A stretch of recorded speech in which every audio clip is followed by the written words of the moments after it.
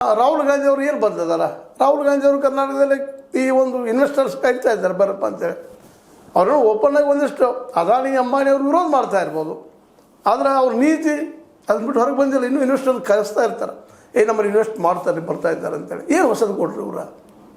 ಇದನ್ನು ಪ್ರಶ್ನೆ ಜನಸಾಮಾನ್ಯ ಮಾಡ್ತಾ ಇದ್ದಾರೆ. ಹೌದು, NDA ಬದಲಾಯಿಸಬೇಕಾದ್ರೆ ಇವರಲ್ಲಿ ಏನು ಒಳ್ಳೆಯ ಗುಣಗಳಿದ್ದಾವ? ಅದಕ್ಕಾಗಿ ಒಂದು ಜಿ ಅನ್ನೋದು ಹುಟ್ಕೊಂಡ್ಬಿಡ್ತೀವಿ. ಜಿ ಅಂದ್ರೆ ಯುವಕರವರು ಅವರು ಎದ್ದಿದ್ದು ಎದಕ್ಕಪ್ಪ ಅಂತಂದ್ರೆ ಅವ್ರಿಗೆ ಅನ್ಯಾಯ ಆಗ್ಯದ ಪಾಪ, ಪೇಪರ್ ಲೀಕ್ಸ್ ಆಗಿದ್ದಾವ, ಉದ್ಯೋಗಗಳು ಸಿಗ್ತಾ ಇಲ್ಲ, ಕರಪ್ಷನ್ ನಡೀತಾ ಇದೆ ದೊಡ್ಡ ಪ್ರಮಾಣದಲ್ಲೇ.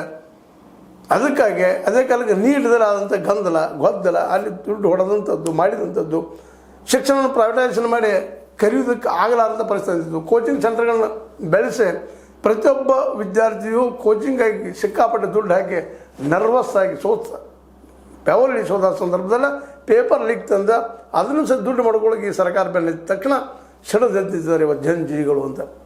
ಅಂದ್ರೆ ಇವತ್ತು ಇಂಡಿಯಾ ಗಠಬಂಧನದವರು ಅಥವಾ ಇಂಡಿಯಾ ಜನ ವ್ಯವಸ್ಥೆಗೆ ಸೇರಿಸಿದ್ದಾರೆ, ಜನ ಬಂಧನ ಅನ್ನುವಂಥವ್ರು.